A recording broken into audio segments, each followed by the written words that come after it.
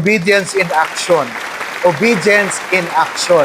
Putting faith into practice. No, obedience in action, putting faith into practice. Ang ating pong teksto ay nasa aklat ng James chapter 2, beginning verse 14 to 26. Okay? James chapter 2, beginning verse 14 to 26. Babasahin ko po sa aking NIV Bible version. Sabi po dito, verse 14, what good is it, my brothers and sisters, if someone claims to have faith but has no deeds, can such faith save them?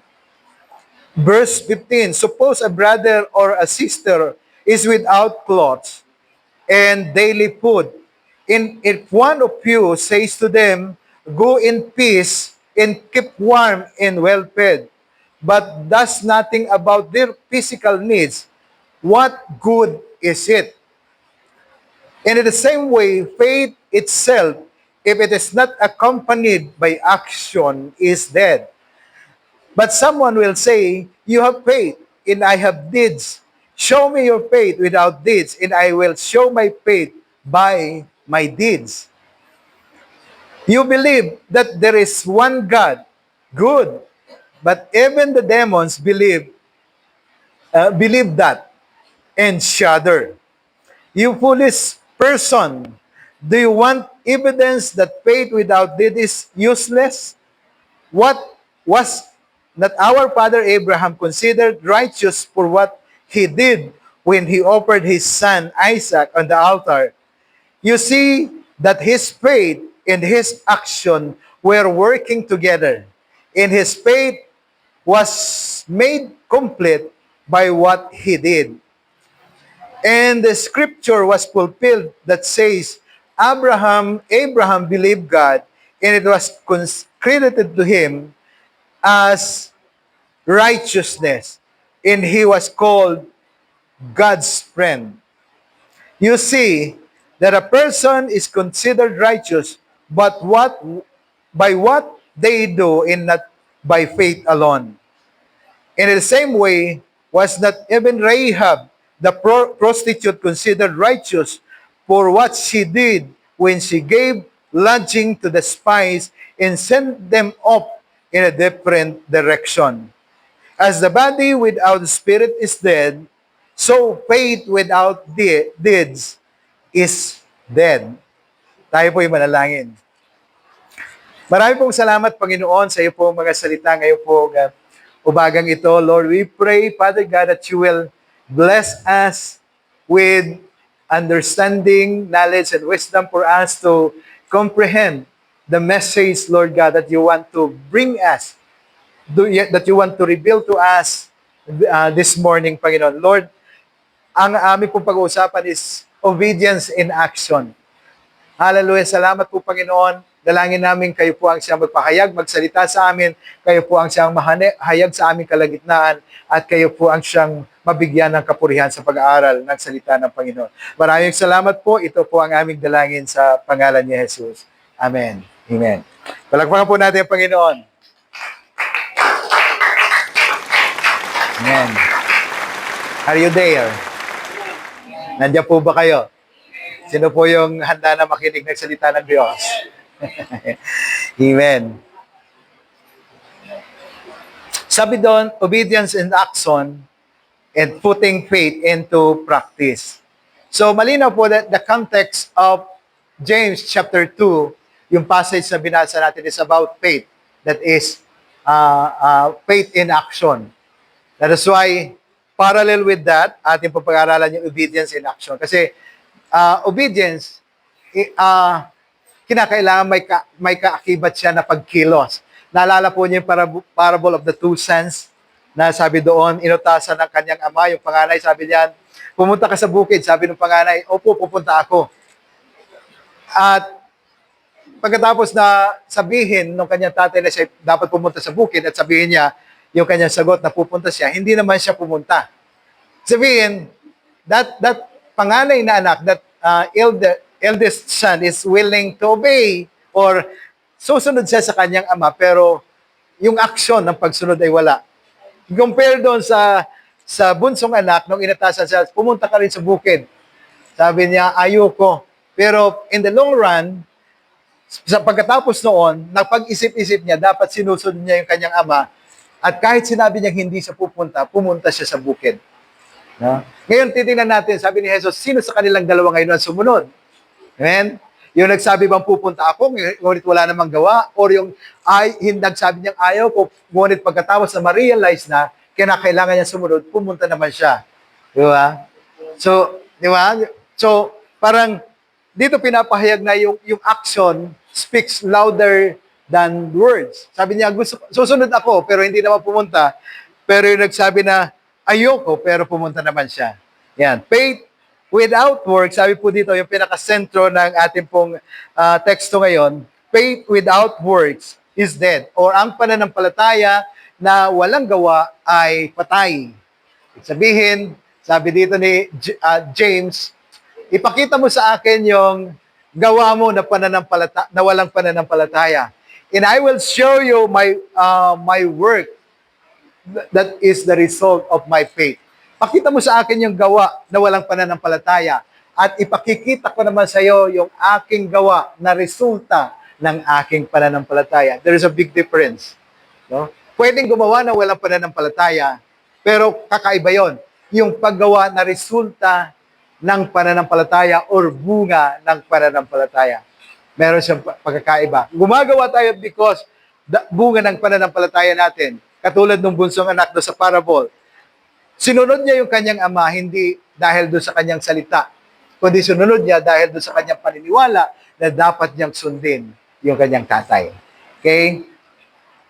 So, napakahalaga po ng obedience or yung salitang pagsunod sa ating pong Kristiyanong pamumuhay. Napakahalaga niya. So, napakahalaga niya sa instruction ng Panginoong Jesus. In the Great Commission, sabi po niya doon sa kanyang mga alagad, humayo kayo at mangaral sa buong sanlibutan. At gawin niyo silang mga alagad ko at bautismuhan niyo sila sa pangalan ng Ama, ng Anak at ng Espiritu Santo at turuan niyo silang sumunod. Turuan niyo silang sumunod. Turuan niyo silang sumunod sa lahat ng mga ipinag-uutos ko sa inyo. Napakahalaga yung emphasis ng Panginoong Yesus, no? So, go and make disciples of all nations and baptize them, no? In order for them to be the disciples of Christ, they have to undergo yung pong baptism. Kasi po yun yung simbolo ng ating pong ganap na pagsunod sa Panginoon. Sabi, basta bautismuhan sila sa pangalan ng Ama, ng Anak at ng Espiritu Santo at turuan niyo sila na sumunod sa lahat ng pinag-uutos ko. So part of discipleship is maturuan natin yung mga dinidisipulo o inaakay natin patungo sa Panginoon na sumunod sa pinag-aatas o pinag-uutos ng Panginoon at hindi sa pinag-uutos natin. Magkaiba po yun. Maaari pong meron tayo mga under our care na ginagawa yung kanilang ginagawa because inuutusan natin. But what if pagka yung atas na yung ng Panginoon yung kanilang susundin? Are they willing to obey kung ang atas na ng Panginoon ang dapat nilang susundin? Di ba? Kaya ang atas ng Panginoon sa atin, gawin niyo silang mga alagad ko, hindi alagad natin. Okay? Hindi alagad natin. So when we win them, when we preach the gospel and we will win them for Christ, we will make them disciples or followers of Christ or disciples of Christ. At tuturuan natin silang sumunod sa ipinag-uutos ng ating Panginoong Hesukristo. So sabi po, ang obedience daw or pagsunod is not just appealing, it's not just appealing, but it is a choice that requires action. Ang pagsunod ay hindi lamang po damdamin o isang bugso ng damdamin, kundi ang pagsunod daw ay pagpipili, sarili nating choice. It is our choice. It is our choice that what? It requires action. No? Kung pinili natin yung sumunod, ang kasunod po, it requires action. Ano yung kinakailangang action na gawin dito? Ano ba yung sinasabi ng Panginoong Jesus? Ano ba yung sinasabi ni Jesus? Ano ba yung kanilang mga panukala? Ano ba yung kanyang panuntunan? Sabi ni Jesus sa John chapter 15, sabi niya ron, 14, sabi niya ron, malalaman ng mga tao na kayo'y mga alagad ko kung kayo'y nag-iibigan sa isa't isa. At malalaman ng mga lahat na kayo'y mga alagad ko kung sinusunod ninyo yung aking mga utos. Glory to God. Malalaman ng lahat na kayo mga alagad ko at tunay kayo mga alagad ko kung sinusunod ninyo ang aking mga utos. That is why, sabi dito, obedience is not just a feeling, but it is a choice that requires our action. Lord, I'm willing to follow you. It requires action. No? It requires action from us because it is our choice, it is our decision to follow our Lord Jesus Christ. So therefore, it requires action from us. Okay? So, una, tingnan po natin dito yung pong panawagan or the call to obedience. The call to obedience. Sabi po doon sa John chapter 14, yung sabi ko niya, John chapter 14, verse 15, sabi ni Jesus sa kanyang mga alagad, if you love me, if you love me, if you love me, ano po sabi doon? 14:15, if you love me, you will keep or you will obey my commandment. The question now is, sino yung nagmamahal sa Panginoon? If you love me, you will keep or you will obey, and you will do, you will perform my commandment.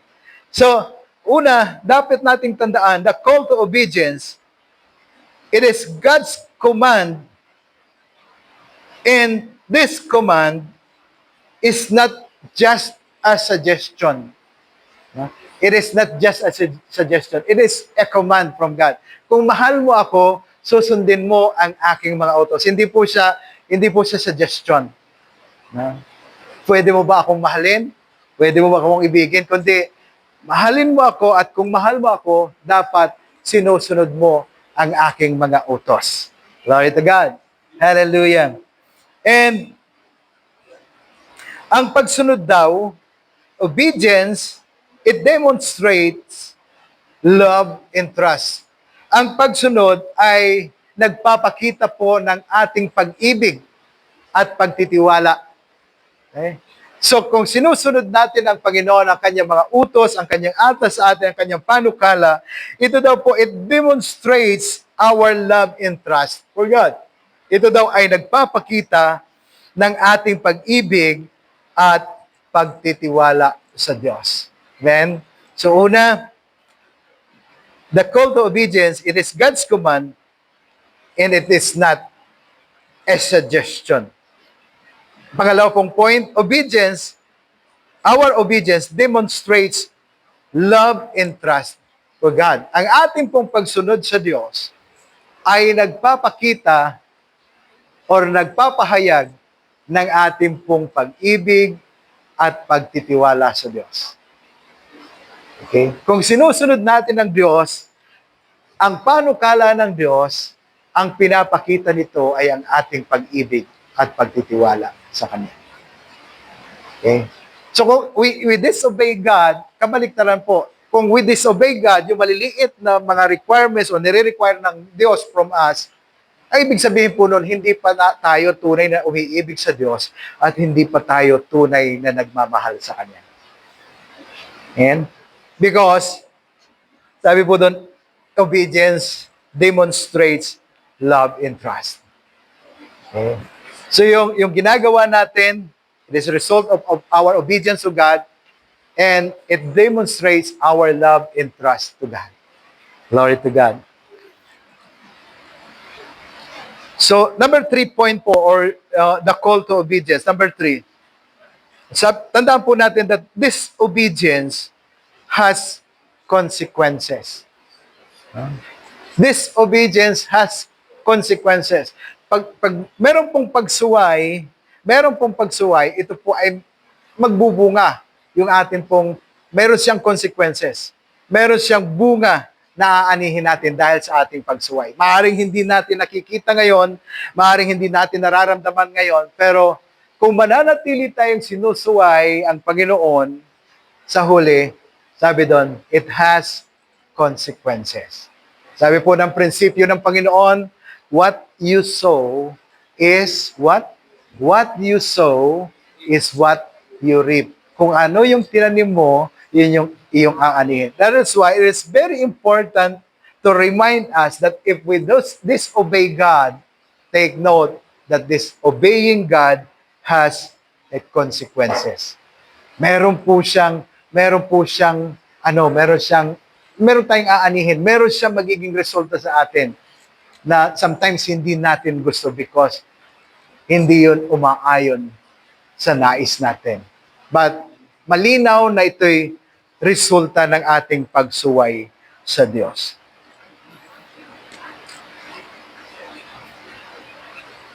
So, marami pong mga paglalarawan sa Biblia ng obedience in action. Obedience in action. Halimbawa po yung in-illustrate ko last Sunday about the story of Abraham, how Abraham offered his son Isaac doon po sa Mount Moriah. Paano niya, nung sinabi ng Diyos sa kanya na ihandog mo ang iyong anak sa akin, dalhin mo siya doon sa altar at ihandog mo siya, hindi po niya siya pinagkait. At sa Biblia po marami pang mga istorya na naglalarawan ng pagsunod. For example, the story of feeding the 5,000. Sa feeding the 5,000, of course, ang main character po dito ay ang ating Panginoong Hesus. But there was one young boy in that story who owned, ano po doon? Sabi doon, 5 tinapay at 2 isda. 5 tinapay at 2 isda. Yung 5 tinapay at 2 isdang yun, kung iisipin ng batang lalaki na yon, sapat lang para sa kanya. No? Sapat lang para sa kanya. Siya lang yung pwedeng kumain ng 2 isda. 5 tinapay. Di ba? Kung yung ibabase natin doon sa tinapay natin ngayon, pandesal, di ba? Yung pandesal ngayon, mas maliit pa sa piso. So kung ganun kalalaki yung tinapay na yun, maaaring isipin ng bata na sa akin lang ito, hindi ko na sasabihin na meron ako. But when Jesus asked, sino yung may dalang baon? Sino yung may dalang baon?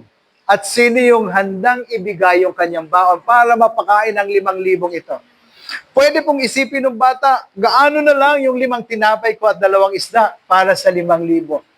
But out of his obedience to the call of the Lord, sino yung may dalang baon at sino yung handang magbigay para mapakain ang 5,000. Hindi siya nagtanong, hindi siya nag-doubt, hindi siya nangamba, kundi sabi niya doon sa alagad, meron po ako dito. And Philip introduced that young man to Jesus. Meron po dito isang bata, pero ang dala lamang niya ay 5 tinapay at 2 isda. Gaano na lang ba ito sa 5,000 na pakakainin natin ngayon? Pero ang batang ito, para praising, ay handang ibigay para maging bahagi ng pagpapakain, para maging bahagi ng undertakings, para maging bahagi ng gagawin ng Panginoon sa napakaraming tao. Maaaring iisipin natin gaano na lang ba yung pwede kong gawin, gaano na lang ba yung pwede kong i-contribute, napakalaki ng gawain ng Panginoon at ito lang yung kaya kong ibigay, hindi ko na siya ibibigay kasi hindi naman siya kakasya. But this young man, hindi po niya pinagkait. Sinabi niya kay Philip, I have 5 loaves and 2 fish. And Philip introduced that young man to Jesus. Meron pong isang bata dito, may 5 tinapay at 2 isda. Kaya sinabi ni Jesus, paupin niyo lahat ng mga tao at pakakainin natin sila out of that 5 bread and 2 fish. Glory to God. Amen. Napakasimple at napakapayak. Pero ang susi po doon ay yung willingness to obey ng bata. Yung willingness to obey. Pwedeng maging hadlang or maging hold para hindi siya makakontribute sa gawain ng Panginoon. Gaano na lang ba ito? Hindi ito kakasya Para lang sa akin to. Pwede niyang sabihin, para lang sa akin to. Kunti lang ito. Pinagpaguran ko ito. Sapat lang sa akin ito. Pero that young man never doubt and he obeyed God because he want to contribute to the ministry of Jesus, of feeding the 5,000. Di ba? So, in time of giving in the ministry, minsan, ang hold natin, di ba, to give is, ang liit naman ang kaya ko ibigay, hindi ko na lang ito bibigay. Ang liit lang kinita ko ngayong buwan, ito lang, kunti lang yung tayo sa ito, hindi ko na lang bibigay. Pero hindi po yun eh. Ang sukatan doon po ay yung, alin? Pagsunod. Yeah. Yung pagsunod. Glory to God. Hallelujah. And reading the 5,000, isa pa doon yung mga pinakita ng Panginoon na obedience in action is another thing or is another illustration dito. Yung sinabi ng Panginoon in His Sermon on the Mount, yung pagpapatawad. Okay? Yung pagpapatawad. Yeah. Merong mga pagkakataon at meron po mga tao na nakakasakit sa atin. Or nadideprive tayo or naaapakan tayo. Pero inatas ng Panginoon at panukala ng Panginoon at atas ng Panginoon na dapat tayong magpatawad. Yeah. Sabi natin, kaya kong sumunod sa Panginoon, 99%, but the 1% of forgiving the offender, no way. Pero alam po ba ninyo na 99% obedience is still disobedience. And disobedience, sabi po sa pinag-aralan natin, prinsipyo ngayon, has its consequences. Kaya paalala po sa atin as Christian, bilang mananampalataya, 99% sumusunod tayo sa Panginoon. Pero may 1% tayong ayaw sundin sa panukala ng Diyos. It is still disobedience. And disobedience is sin against God. Naalala po niyo si Saul? Nung inutosan siya ng Panginoon na girahin yung mga Amalekites. Girahin, and King Saul, and the Israelites waged war. They won the war against the Amalekites. Ang utos ng Panginoon, patayin yung lahat. Wala kayong ititirang buhay. Bata, matanda, lalaki at babae, dapat patayin kahit yung kanilang mga tupa, mga hayop.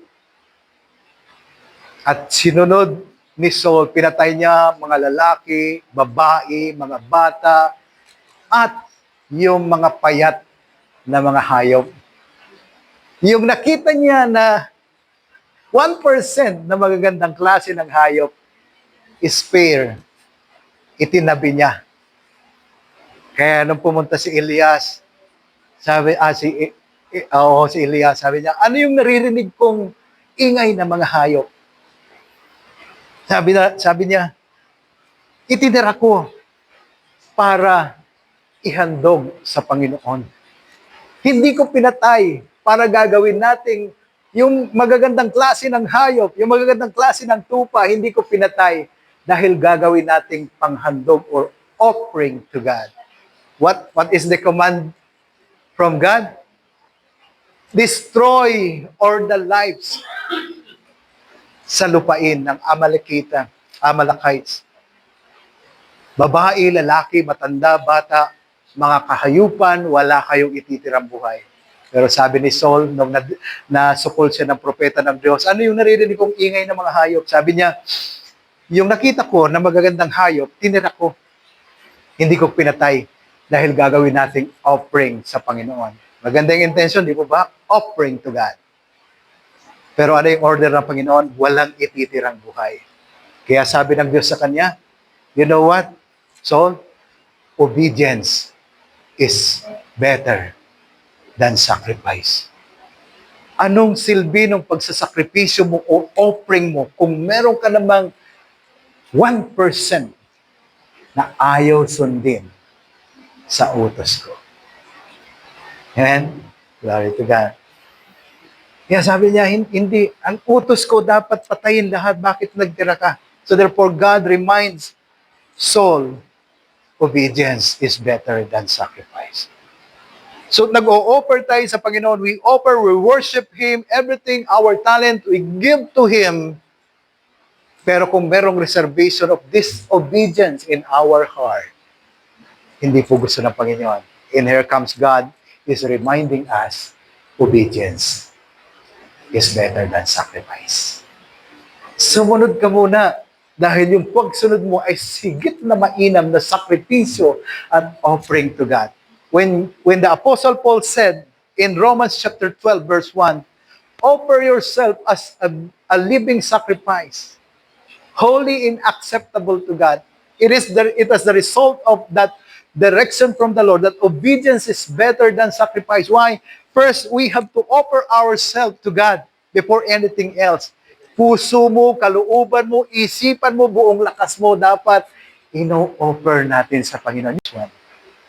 Offer yourself as a living sacrifice, holy and acceptable to God. See to it that when you come to God, you are more than willing to 100% offer yourself as a living sacrifice. Our self is not just the extra part of our talent, hindi lamang yung 99% or 90% of our talent, kundi pag sinabing yourself, it is 100% your body, soul, and spirit.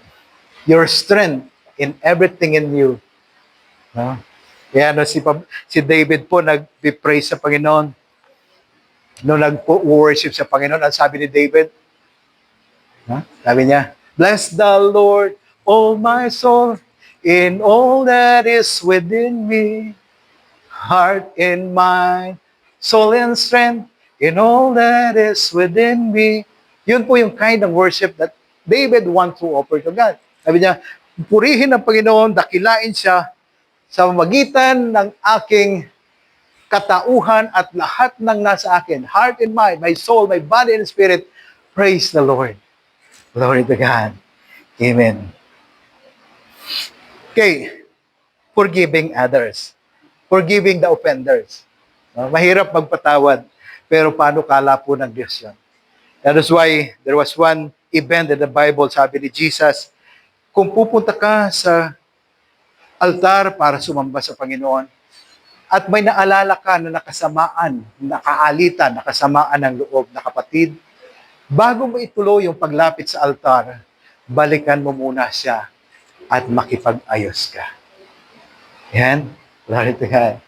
Paano kala ng Panginoon? Mahirap siyang sundin. Totoo po yun. Pagka meron tao na kasakit sa atin, ang hirap, di ba? Pinatawad na kita, pero huwag kang magpapakita sa akin. Yari ka. Pinatawad. Pinatawad na kita, pero huwag kang magpapakita sa akin. Baka kung ano yung magawa ko sa iyo. Pero sabi ng Panginoon, patawarin natin, even the yung nakasakit sa atin. Mga dapat nating i-overcome or to overcome barriers to obedience, yung mga hadlang sa ating pong pagsunod na dapat po nating dapat ma-overcome. Una, number 1, barriers that we need to overcome in order for us to perform obedience. Number 1, fear and doubt. Okay, fear and doubt. Yung ating pong pagkatakot at ating mga pangamba. Okay? We have to overcome this because this is the most common barriers for us to be obedient to God. Yung fear and doubt natin. Okay? Okay? Nalala ko dati nung sa campus ministry, kwento ko ito doon sa baptism.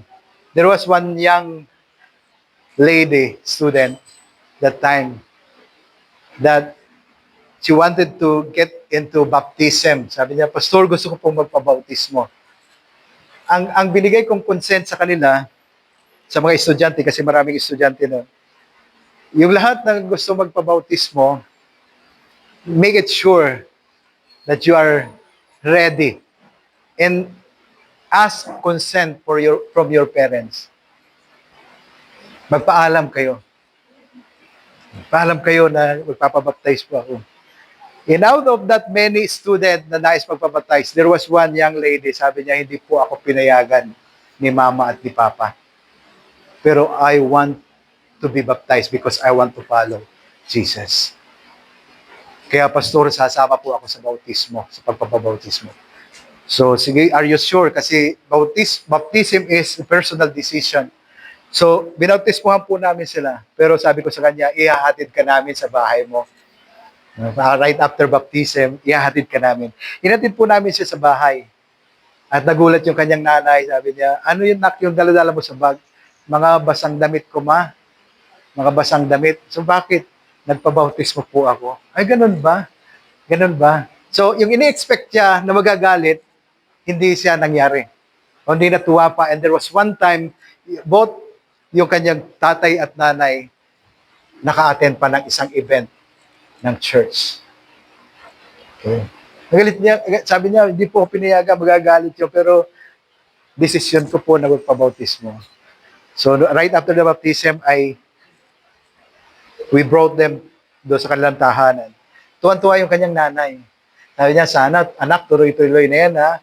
Dati ayaw ko lang yon dahil ayaw namin ni tatay mo, ayaw namin ni papa mo kasi gusto namin mabago ka. Gusto namin baka naman nandiyan ka na tapos yung ugali mo ganun pa rin.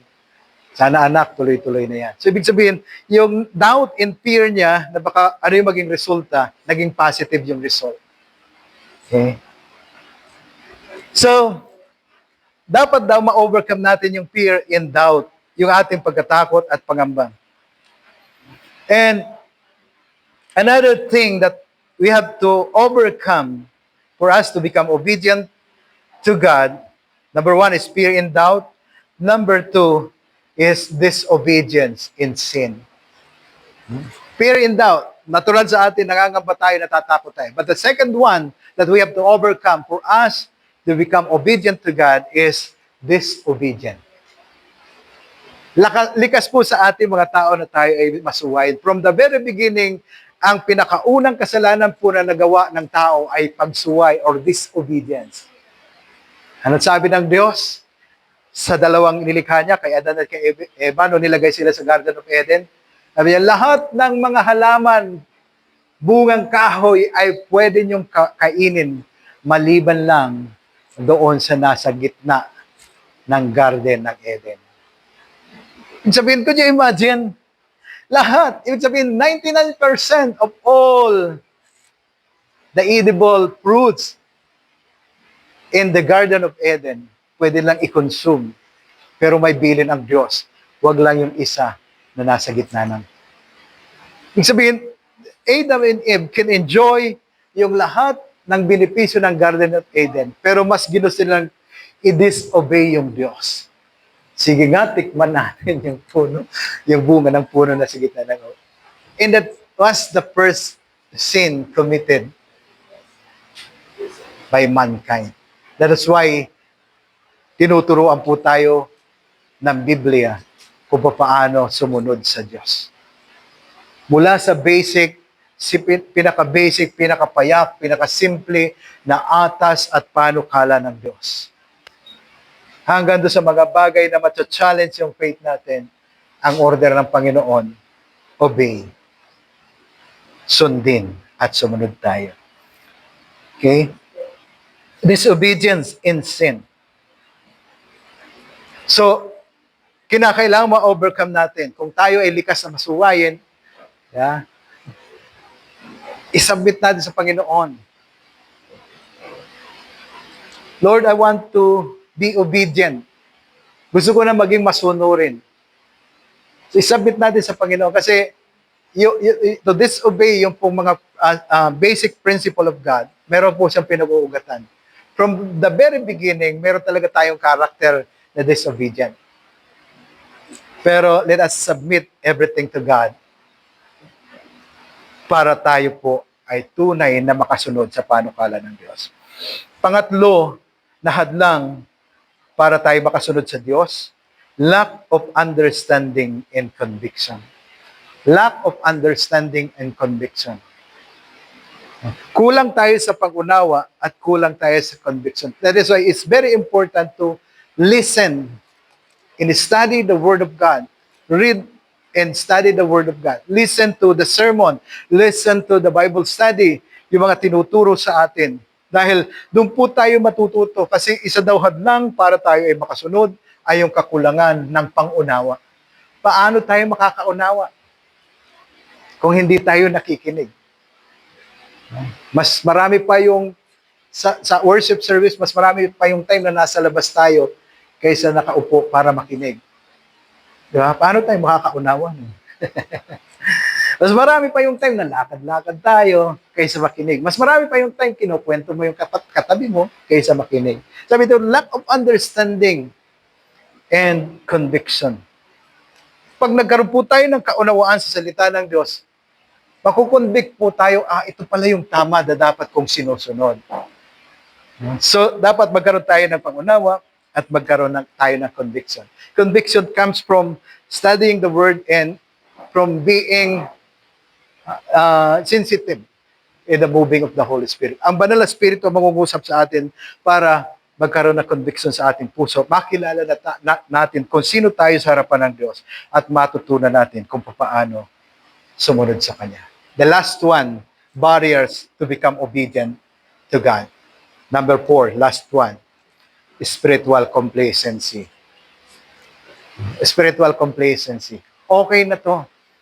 Okay na to. Marunong ako mag-interpret ng Bible eh. Marunong ako magbasa ng Bible eh. Marunong ako kayo ba yung naranasan ni Kuya Aaron kanina? Okay na yun. Marunong siya mag-interpret. Marunong siya. Diba? Okay na to. Spiritual complacency. Hanggang dito na lang ako. Okay na to. Marunong na ako. Mas magaling pa ako kay pastor. Minsan yun po yung hadlang for us to become obedient to the call of God. Our spiritual complacency. That's why meron mga area that we're not willing to submit. Kasi okay naman na ako dito, bakit pa ako pupunta doon? Okay na ako dito sa level 1, bakit pa ako magle-level 2? Okay na ako dito sa antas na ito, bakit pa ako pupunta sa ibang area? Diba? Spiritual complacency. Glory to God. Hallelujah. So dapat maalis yun. So kinakailangan lagi tayong nagsisik. Lagi nating hinahanap ang instruction, ang katuruan ng Panginoon sa atin. Because kung mawala na yung desire natin to learn, to listen, to study the Word of God, yun na po yung dumarating tayo doon sa being spiritual complacent. Na para bang, hindi ko na kailangan yan, narinig ko na yan. Napag-aralan ko na dati yan, nabasa ko na yan. So, spiritual complacency. Now, last point before we end. What are the benefits of obedience? Okay, ito yun. Kanina po may mga barriers to become obedient to God. Ngayon po yung obedient. Kapag tayo daw naman ay naging masunurin sa Diyos, ano po yung benepisyo nito sa atin? Number 1, intimacy with God. You know what is intimacy with God? Intimacy with God, it means that a close relationship with God. Ibig sabihin, para bang, dahil you have your intimacy with God, sa tuwing lalapit ka sa Kanya in prayer, hindi lang yung panalangin mo ay parang sinaulong panalangin, kundi sa paglapit mo sa Diyos, parang naririnig mo siya na nakikipag-usap ka sa Kanya. That is spiritual intimacy. Para bang, yung tinig niya ay yung napapakinig, yung instruction ay buhay na buhay sa iyo at napapakinggan mo siya kung paano siya nangungusap sa iyo. That is number 1 benefit. Intimacy with God. Na sa panahong you are down, sa panahon na ikaw ay nasasaktan, parang ang lapit lang ng Diyos para hingin mo yung kanyang tulong. Di ba? Intimacy with God. Para bang in times of needs, God is so near and close to you to ask for help. That is spiritual intimacy with God. Na kung merong problema, napakalapit lang ng Diyos at kitang-kita mo yung solusyon na ibinibigay niya sa iyo. That is spiritual intimacy with God. That is number one benefit of obedience to God. Sa patuloy nating pagsunod sa Diyos, sa patuloy nating pagganap sa Kanyang mga panukala, magkakaroon tayo ng malapitang relasyon sa Kanya or intimacy with Him or intimate relationship with Him. Number two, benefits is peace and joy, kapayapaan at kagalakan. Okay? So kung patuloy natin sinusunod, yung ating fear and doubt, it will be transformed. That God, as we obey Him, as we become obedient to Him, He will give us peace and joy in our heart, kapayapaan at kagalakan sa ating puso. Dati doubt, fear and doubt, takot at pangamba. Ngayon, ang ibibigay sa atin dahil sumusunod tayo sa Kanya ay kapayapaan at kagalakan. Number three, benefits of being obedient to God is spiritual growth and maturity. Spiritual growth and maturity. Kasi ang Diyos sa ating pagsunod sa Kanya, nile-level up tayo. Could you imagine that my first ministry in the church, in TFI, kasi from the very beginning, TFI ako, my first ministry in this church is tagalinis ng church.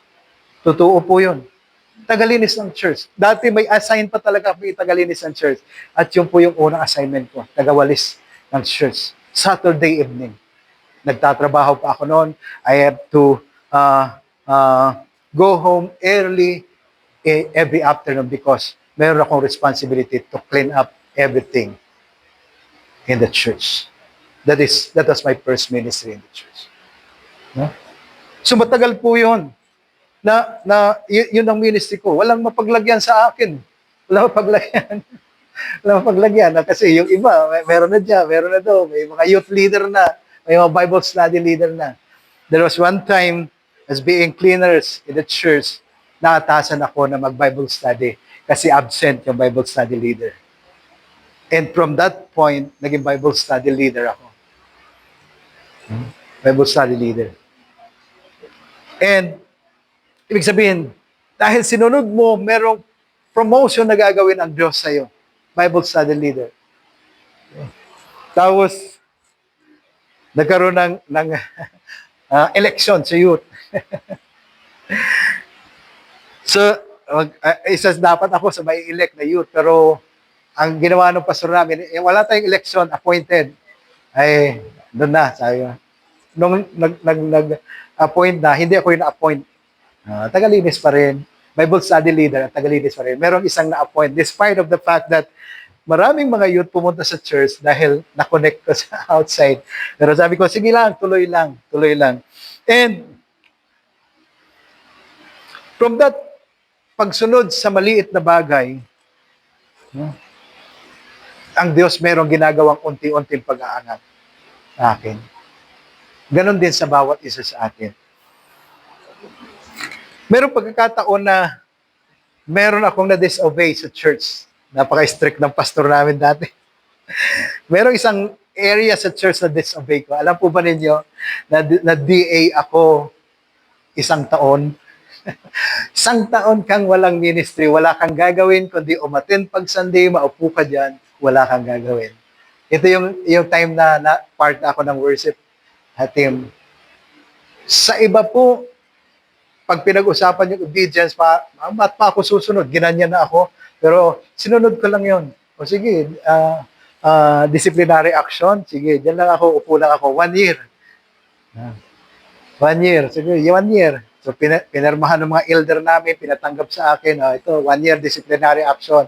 Wala siyang participation sa ministry, wala siyang gagawin, hindi siya magbabible study. Ang gagawin niya, uupo lang siya. Pero pinili kong sumunod. Sige, kung yun ang gusto ng Panginoon. Hindi po inabot ng 1 year yung aking disciplinary action. Siguro mga 3 months lang when the pastor nakita na observe that I'm willing to undergo disciplinary action. Sige, lifted na yung iyong disciplinary action. So, spiritual maturity and growth, yun daw po yung another benefit ng obedience. In the last one, effective prayer life. As we end our service today, sabi ko kay Kuya Jairos last Sunday, ito yung gagawin natin, Jairos, doon sa, sa multimedia. Mag-i-interview ka ng bawat isa, kukunin natin ano yung take home ng bawat isa from the preaching. Mamaya, observe natin si Kuya Jairos, mag-interview siya dito ng dalawa. I-document po natin at yun yung ipopost natin sa ating page. Asan si Jairos? Ayan. Nag-interview siya ng kung sino yung gusto mong interviewin. Ano yung natutunan yung mga points from the preaching, i-document po natin at ipopost natin sa ating social media account. Sa YouTube at saka sa Facebook. Ayan. Tama? Ayan. Yun yung kanyang take home or take away. Okay? Pwede kang kahit yung matatanda. Ano yung natutunan po ninyo? Magandang hapon po, Kuya. Ano po yung natutunan niyo mula sa pangaral ng ating pastor ngayong pong umaga? Sasabihin niya yung natutunan niya. I-document po natin. Every Sunday, Jairos, gano'n, at least dalawa. Ayan, nag-usap na kayo, Jairos. Yan, handa po kayo. Tanong, may natutunan po ba kayo? Pwede po ba kayo ma-interview? Pwede po ba kayo ma-interview? Okay, glory to God. So, in our conclusion, I just want to remind you once again, obedience in our Christian life is necessary. That is our brand. Yun po yung ating tatak bilang Kristiyano, pagsunod. Pagsunod. Sa military po, meron pong principle sa military. Sa atin minsan, pag sumunod ako, anong resulta? Sa military po, obey first before you complain. Sa first and obey. Do not complain. Sa military kasi may chance ka mag-complain eh. Obey first before you complain. Sa atin sa Kristiyano, obey and still obey. Sumunod lang tayo. Because ano po yon? Alam ng Diyos kung ano yung inaatas niya sa iyo. At alam ng Diyos, una at higit sa lahat, kung ano yung magiging end result ng inuutos niya sa iyo na iyong sinusunod. So napakahalaga po ng obedience in our Christian life. It is necessary. It is a very important part of our Christian life.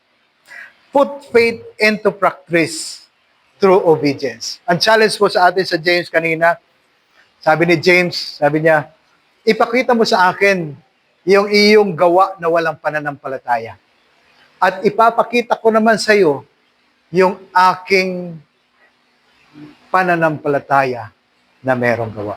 Or ipakita mo sa akin yung iyong gawa na walang pananampalataya. Ipapakita ko naman sa iyo yung aking gawa na resulta ng aking pananampalataya. Sinabi po ito na po sa Pablo kasi meron pong malaking pagkakaiba. Yung gawa na walang pananampalataya sa Diyos at yung gawa na resulta ng pananampalataya sa Diyos. Pag ang ating pong ginagawa ay resulta ng ating pananampalataya sa Diyos, may pag-ibig po yan. May pagpapasensya po yun. May pagtitiis yun. May kagalakan yun. Dahil resulta yun ng pananampalataya natin sa Diyos. Pag ang ating paggawa ay resulta ng pananampalataya natin sa Diyos, sinusunod natin ano yung panukala at panuntunan ng Diyos. Amen? Glory to God. Pero kapag yung ginagawa natin hindi resulta ng pananampalataya at yung ginagawa natin walang kaalakip na pananampalataya, wala siyang buhay. Sabi po ni Santiago, for faith without work is dead. Ang pananampalataya na walang bunga na gawa ay patay. So therefore, yung paggawa natin ng walang kalakip na pananampalataya, kaya natin ngayon. But without faith, pag napaharap na tayo doon sa mahihirap na obstacle, mahihirap na mga challenge sa ating pong paglilingkod sa Diyos, bibigay, aayaw, at mag-give up tayo.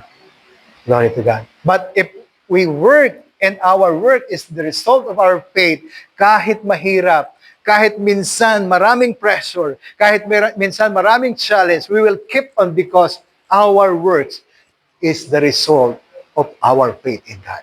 Amen? Kaya po napakahalaga ng ating paggawa in the ministry, in everything, in the church, everything na ginagawa natin should be the result of our faith in God. Glory to God. Obedience is not a burden. Tandaan po natin. Ang pagsunod ay hindi kabigatan. Obedience is not a burden. Obedience is not a burden, but it is a blessing.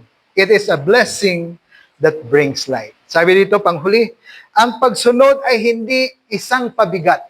It is not a burden, kundi ito isang pagpapala na magdadala sa atin ng buhay. Glory to God. Anong pipiliin natin? Sumunod o hindi sumunod? Anong pipilian natin? To obey or to disobey?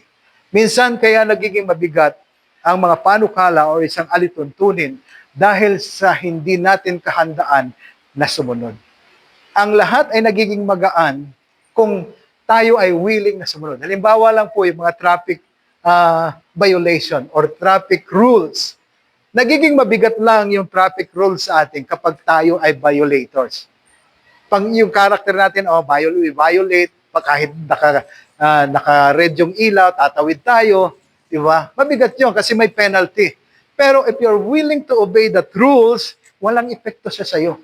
That is why, the same with obedience, if we are willing to obey God, His instruction, His direction, we are more than willing to obey. Sabi doon, it is not a burden for us. Instead, it brings blessing. It will give blessings to us, and that blessings will give life.